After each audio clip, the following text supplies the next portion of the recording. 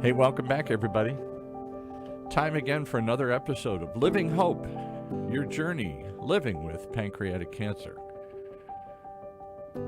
As we share the stories and journeys of those dealing with this deadly disease and how they deal with it on a daily basis. With a woman, she knows something about the journey. She's been a guide for others on the journey. She's certainly been at it a while herself and for many more years to come, right, Roberta? You got it. I'm going to be here for a very long time. So Roberta Luna. What are we at? 22 years now? 22, and Wow. coming April will be 23. But yep, 22. I'm 22 years old again. So So in all that time, you've dealt with a lot of things. How about dealing with wildfires and emergencies and stuff like that? I never think of those things affecting anybody but those in the immediate, the house burned down or something there. But we all face these problems more and more. And if you have special needs, special problems, I guess you got to put a little special attention into it. yeah, I think so because they suggest that you do a grab and go kit. Well, when you're facing something like pancreatic cancer or any other illness, that grab and go kit can be pretty large. Yeah, So right. I just unfortunately with what we've been dealing with, and we did touch on it basically a little bit last week. But I've got so many questions and inquiries that I wanted to continue the conversation because some of the questions asked, I don't know, and I certainly don't want to be giving information. So we brought in the one person, probably the only person that knows all the answers here today, right? Well, I think she's a good source and a good resource. We always, look to PANCAN for things, and they've been an awesome resource. But The today, Pancreatic Cancer Action Network. yes, thank you for doing that. I get so used to just being able to say PANCAN. It was so nice to go to that when we used to try to make phone calls and get the full name out. So, but today we have Alejandra Alvarez with us. She's the Associate Director for Research and Education, and I think this is a good thing. Unfortunately, to get some education and learn, but with pancreatic cancer patients, we often face unique health challenges, and then which makes evacuation planning during emergencies such as these wildfires especially critical. So we wanted to bring somebody in there to kind of help us out and tell us how can we prepare. So if you want to just tell us, Alejandra, a little bit about yourself, and then we can. And tell us how the fire. You don't live. You're up in what Gardena, so you're not in Pasadena. You're not in Beverly Hills or whatever. But we're all feeling affected somehow, whether it's the air quality or the anxiety or the weird services that are going to be cut off or the fear of increasing insurance or lack of this and more of the. Talk about your own journey and what you're experiencing. Right, absolutely. And thank you so much for having me on. I feel very honored to be considered to speak. And again, I may not have all of the answers, but hoping that I can provide some guidance and helpful information for those that are just wanting to know more how they can best prepare for situations like these, things that we may not think about on a day-to-day basis or think that may happen to us personally until they do. I have been with PANCAN for 8 years now. I began my time at PANCAN in 2017 as a case manager at the time, and I was speaking with patients and caregivers every single day. And it is work that I absolutely love. The relationships that we build with our patients is they're just they I wouldn't trade them for anything else. Absolutely love it. And we have, in our experience, at least in my experience with PANCAN, have spoken with patients who have been in natural disaster situations, hurricanes, fires, and earthquakes. They happen, and we never know when they're coming necessarily. Those that can't be predicted, right? Um, so we have some general tips and information that I'm happy to get into in a little bit. But as far as my own personal experience with these recent fires that began just several days ago, I am a ways away. Thankfully, my family is all accounted for and not necessarily in the path of the fires, but do feel just the heaviness of the entire city and those that have been affected. My heart definitely goes out to them, and just devastating to see how your home was there one day and the next day it's not. So definitely something never wish on anyone.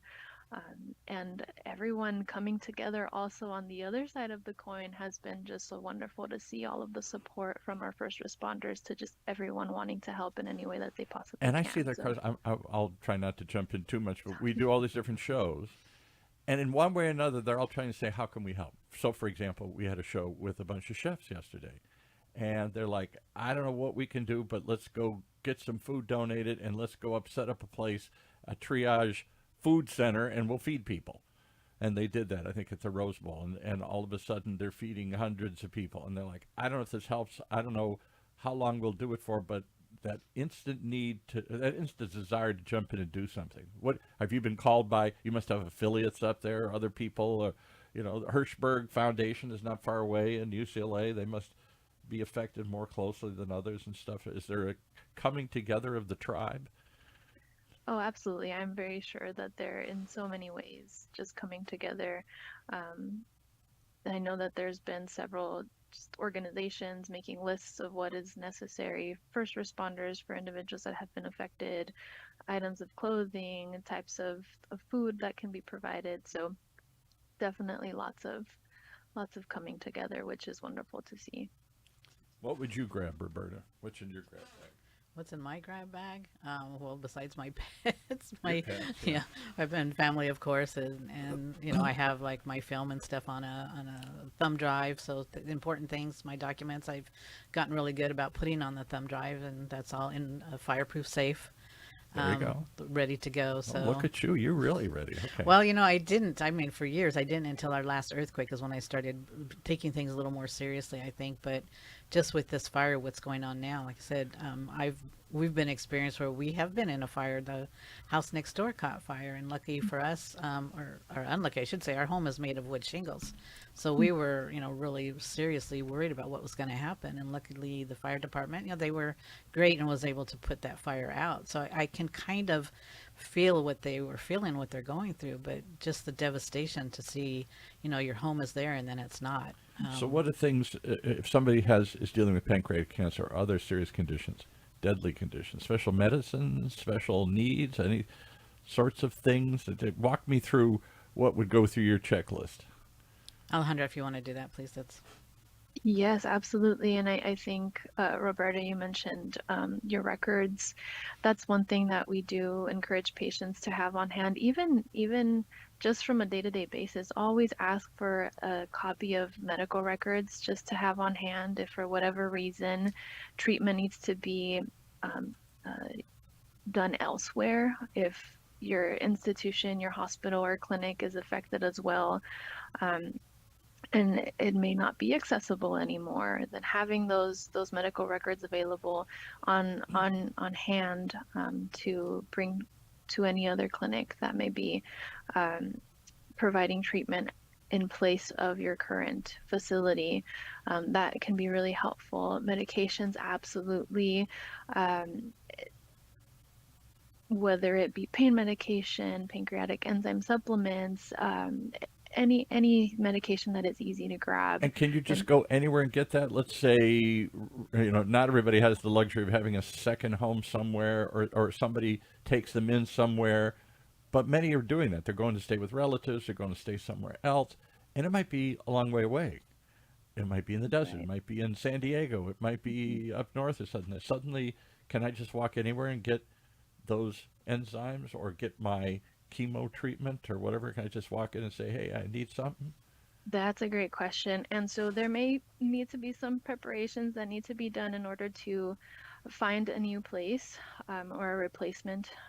So we always encourage connecting, if available, with the medical facility that you are routinely receiving treatments, whether that be through their main line, your specific office, a nurse's hotline, whatever means of communication is available at the time, to see if they can help accommodate an alternative location or provide guidance for how to obtain any medication that may have been lost for whatever reason, was not easy to grab at the time, because in a state of emergency, sometimes there, if things aren't ready to go in one place, especially things that you use on a day-to-day basis, Right. they can be left behind, and it happens, right? Not something to knock ourselves about, but really seeking the right individual to ask for guidance. So always your main medical facility, always the first stop. In terms of obtaining information. The other place where you can go is your insurance company. Contact them right away, especially if you've been relocated, and let them know where you are, because they could also provide guidance, and they can either give you a list of institutions that are nearby that are in network, or if they will allow you to go out of network because of the current situation, Yes, that's right. also good information to collect. And then as well, you can always reach out to our PANCAN patient services helpline. We also are able to provide some guidance given that your specific situation. We have a listing of pancreatic cancer specialists that we are aware of throughout the country, Mm. and we can provide a list And of what is that doctors and number? Give us that institutions. hotline. What Yes, we can be reached through our toll-free number, which is 877-272-6226. does that spell PanCan? Yes, it It does. does. I think it does. Two Yeah, PANCAN, yes, two PanCan. 8772 PANCAN. And that was one of the questions actually was from a survivor. It's like, well, can I just go anywhere, walk anywhere, and get my chemo if it's, if it's that day or whatever? Can I just go to any facility? And that's something, like I said, I wanted to make sure we're giving the correct information, because you don't want to waste a lot of time if you happen to be walking into the wrong place. Right. So, yeah. So, thank you for that. That was one of the. I think I must have had 10 people ask me that very question. Here's one that came up on another show, and I don't know the answer to this one either. All right, let's say I moved to. We had an attorney on the other day, big attorney up in L.A. She's working remotely from, I think, her parents' house in Carlsbad, down in San Diego area. So big attorney, but their office has been shut down because of the proximity of the fire, and or maybe it was damaged or something here. And she said, all of a sudden I'm running up charges, and my credit card is saying, "Who's this? Who's this in Carlsbad? Are you on vacation or whatever?" She almost had to. She said, "I guess I have to notify them I'm going to be here for the next 6 months, so they don't think it's fraud. They don't. The pattern doesn't fit. I'm spending money in an area I rarely spend money in or never spend money in. Things like that you're just going to experience as you try and restart your life or temporarily run your life from someplace else." Right. That was also another question people were asking: what is better to have, a credit card or cash? Because something, if something is down, will the credit card go They through? say in an earthquake, definitely cash, because the ATMs run electronically too, and you can't get the cash. Oh.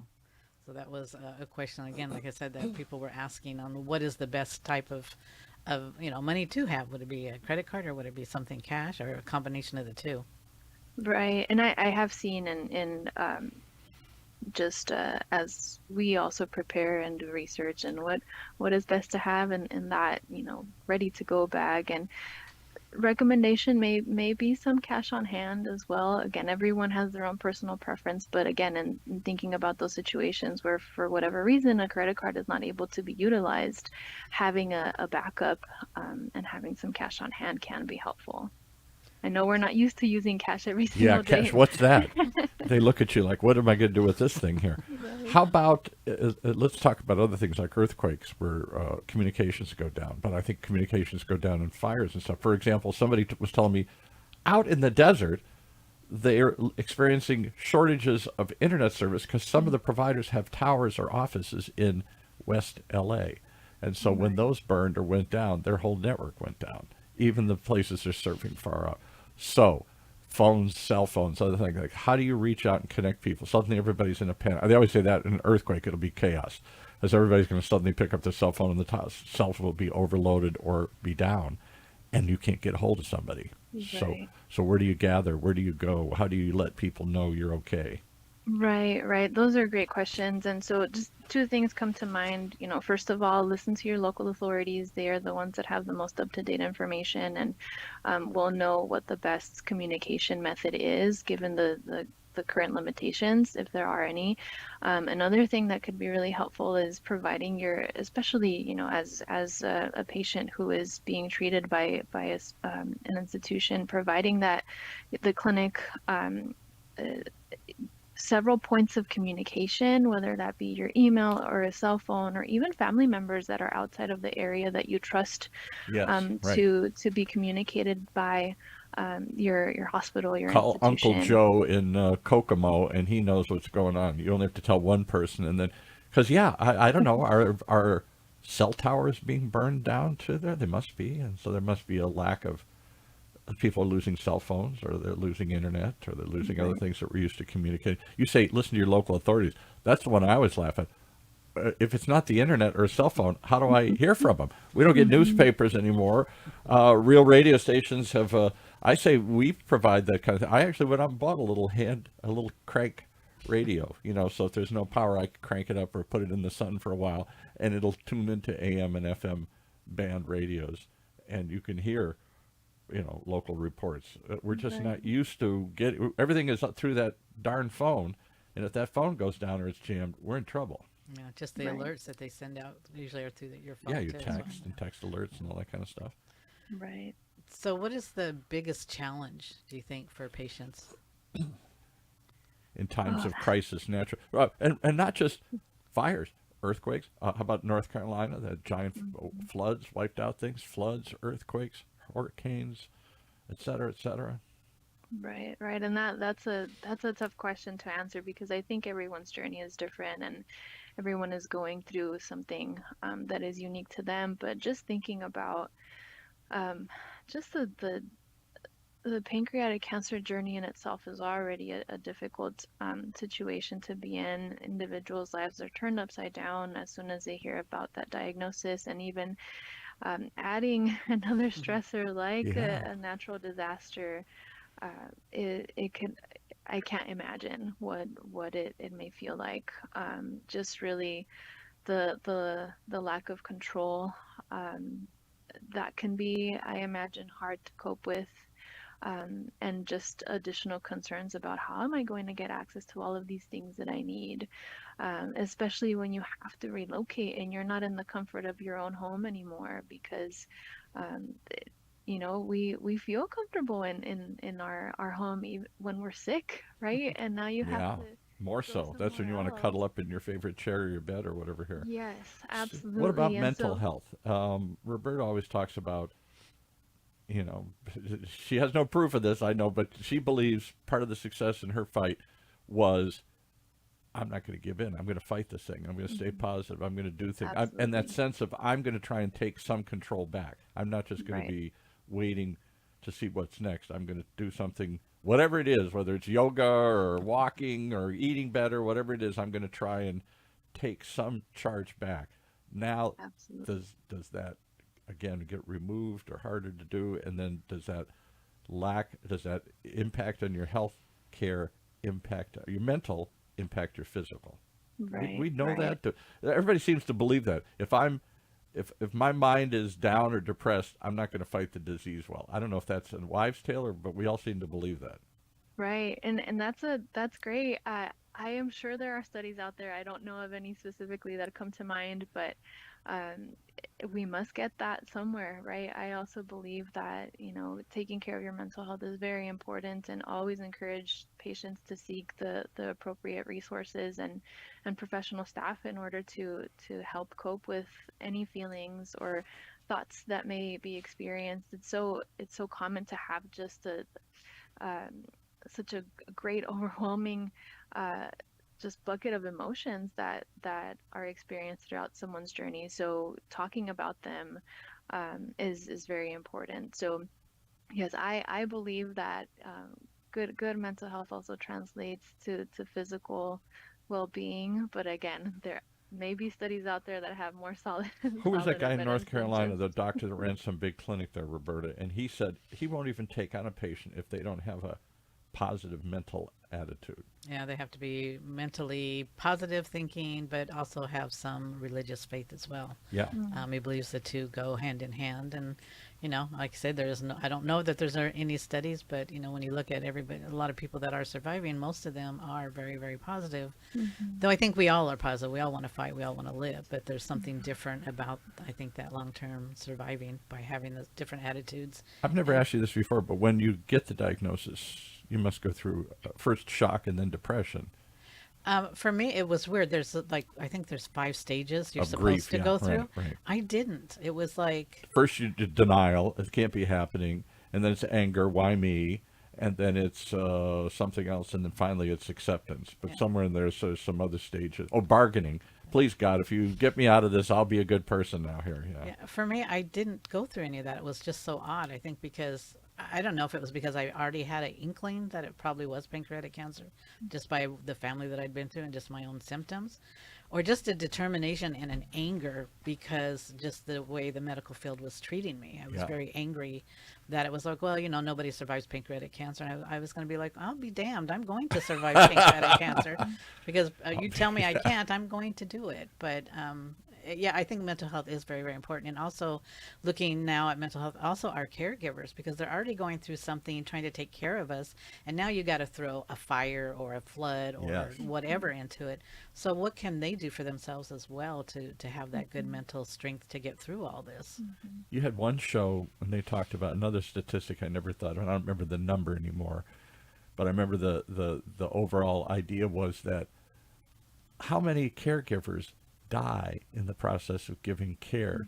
This person has a deadly disease. I got to drop everything. I got to work 24/7. I got to put I'm not going to sleep. I'm not going to eat. I'm going to throw myself totally into this. And in the process, I run myself down and ragged, and I have a heart attack, or I get sick, or I die. What good does that do? The things we don't anticipate. Like somebody was saying, even at a hospital, who is your nutrition lady? We're all there. I'm round the clock there, and I'm not eating, and I'm not sleeping. And then what good does that do? Because now I'm going to get sick too. Yeah, and that's why we have to take care of ourselves. But I'm sorry to get back.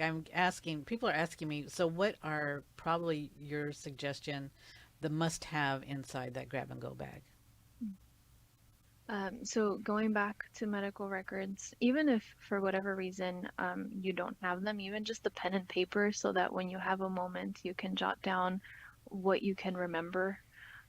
Some information is better than no information. So if you were receiving chemotherapy or radiation therapy, what type of method was it being administered by? Was it did you have a port? Was it an oral medication? Anything that you can remember. When was the last dosage? What was the schedule like? All of those things can help if you don't remember the exact names of the medications.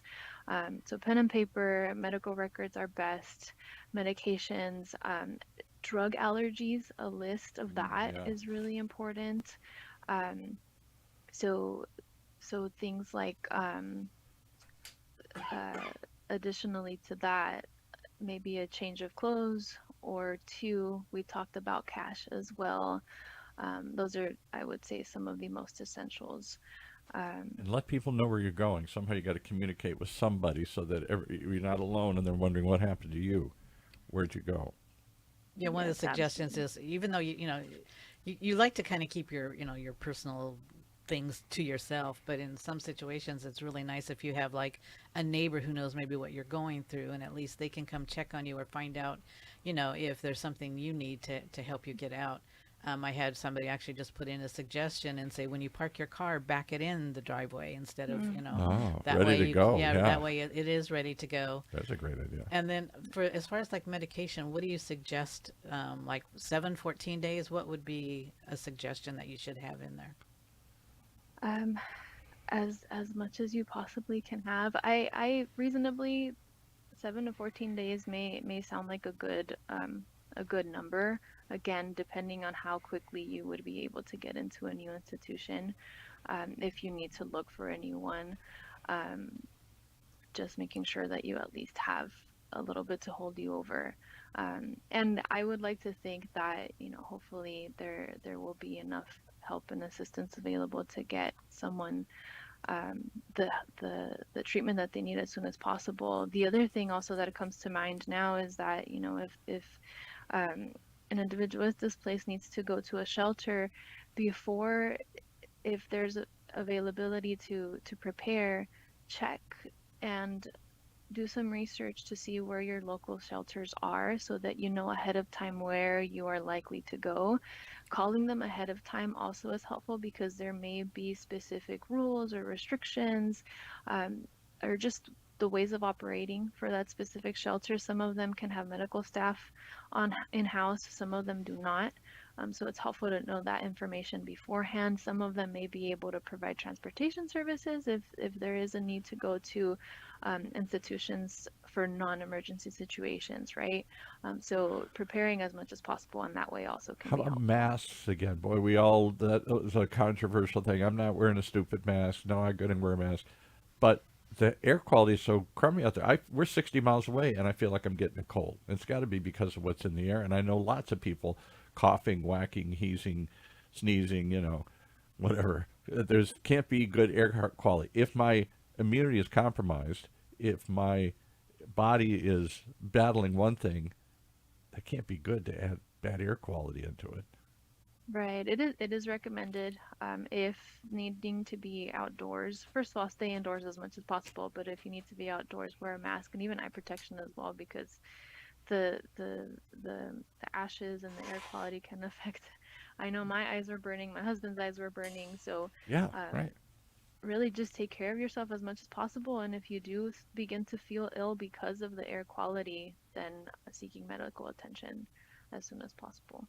Yeah, I just had a suggestion come in too, is let your local fire department know, call them, give them your address and tell them what your medical issues are, and that I guess they will make a list, or they have some kind of information that when a fire or something happens, they're aware that there might be somebody there with special needs. Absolutely.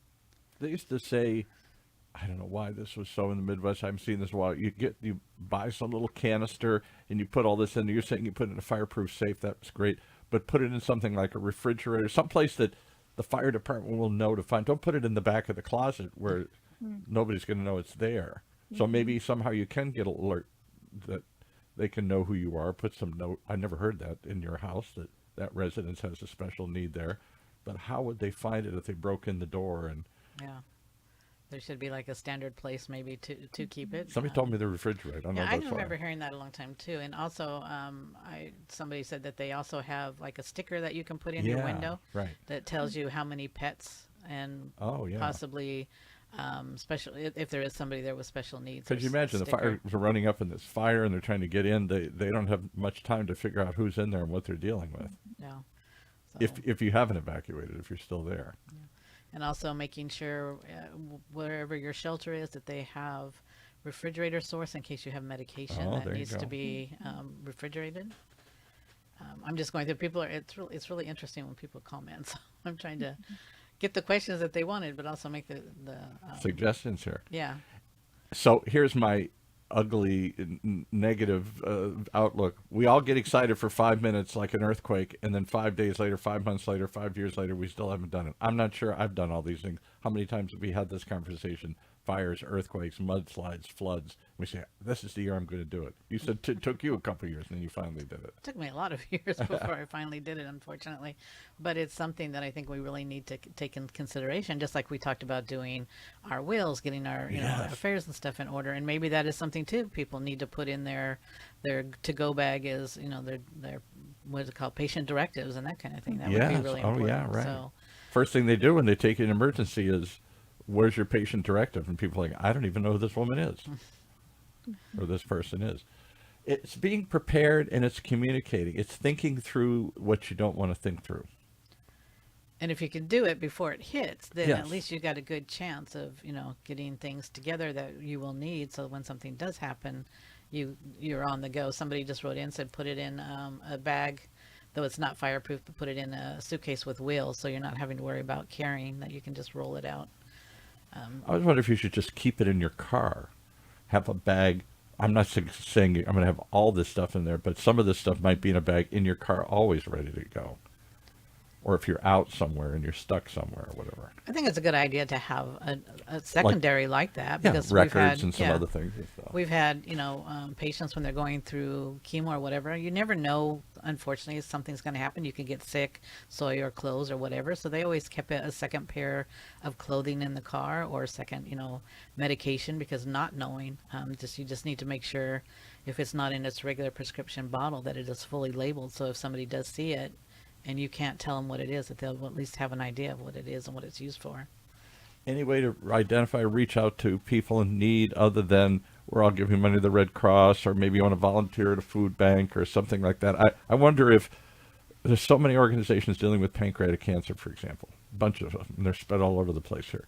Do you somehow have an a network that when in time of emergency, break glass, and here's how there's a little plan, and we all work together, and there's our FEMA has these emergency plans in place. They have these bunkers supposedly built where they stock stuff and hoping they never have to use it. But if they do, there's a plan in place, there's resources in place, there's a plan. They unveil the plan. How are we going to handle this earthquake? How are we going to handle this?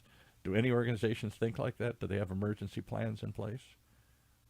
Well, I can at least speak for us, and we do have resources that we can at any time really offer to patients, but we also are sensitive to the current situation that patients are living through. So whether that be providing a list of specialists in unaffected areas, or in the new location, right? Helping them find the resource that they need in that moment. We do our very best to always meet the patient where they are, no matter what they're going through. So we are always a call away. We are also available via email if there's no time to call, or for whatever reason don't have access to a phone, hoping that one way or another we can be reached either by phone or by email, and we're happy to help in any way that we can. I think you guys did an amazing job when COVID hit. You all had to go remote. Yeah. And I mean, it was like you didn't skip a beat. I had people calling me and saying, I can't believe they're in the office. They didn't realize you weren't in the office. So No, we were not. No, yeah, you were. Some of us had a tiny little iPad, and because we had never done that before. We Right. had never worked from home before, and would never even imagine a day where we would work from home. But our patients are so important to us. All of our patients, caregivers, they're so important to us that we did not want to skip a beat, and we knew that it was important to remain available. So whether that meant to use our own cell phones to be in communication, or that tiny little screen for some time until we could get laptops at home, we did it. We have such an amazing team, and not to, I am biased because I am part of this team, but I just love my team so much because we are so resourceful, and we come together and put all our ideas together so that we can best benefit our patients and caregivers. Well, like I said, during COVID, you guys did an amazing job. When I had people calling me and saying, I can't believe they're working today, or they're in the office, or they would even tell me, I don't know who to call because nobody's going to be working. And I said, no, call PANCAN. And you guys, it's like I said, you didn't skip a beat. Nobody knew that you were not in the office, that you were working remotely. So I got to pat you on the back and give it to you guys. You did an awesome job with that. And I'm sure you did as well with what we're going through right now with patients calling in. So I thank God didn't have to use that source, but I do thank you for everything that you guys do. And any last minute maybe advice that you want to give before we end today? Well, I again would say, if anything comes up and you just don't know what to do regarding your care, feel free. Obviously, first would be ask your healthcare provider, but we are also here. So if there are things that you need help thinking through or obtaining resources and information, we are happy to do the legwork on our end, and be just a source of support. And I'm going to say the other one is tune into OC Talk Radio and listen to Living Hope. We're still on the air. We maintained a presence. We were still out there broadcasting, streaming, whatever you want to call it here. Yeah. That's right. We did. We had a partition up, but we were here. We were in here. mass, but Yeah. yes, we were here. We didn't miss a beat either. We were here every week. So, but thank you. And just real quick, can you give the email address and the phone number that people could contact you at? Yes, so we can be reached by phone at 877-2PANCAN, and via email at patientservices@pancan.org. Well, thank you, Alejandra, for being here today and giving us this information. I really do appreciate it. As long as you speak my name, I shall live forever is dedicated to Marianne DeBones.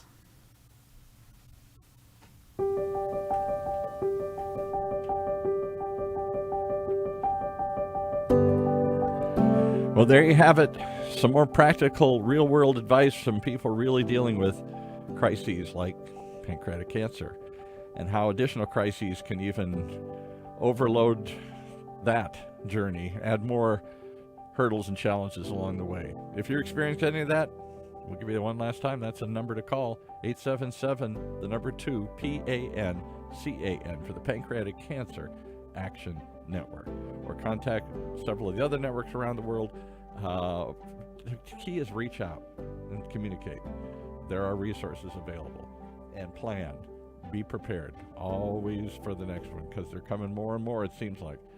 So, with that said, thanks for joining us. Share this information, please, and come back and see you next week for another episode of Living Hope, right here on Orange County's only community radio station, OC Talk Radio, streaming live from our studios here at the University of California, Irvine's Beale Applied Innovation Center.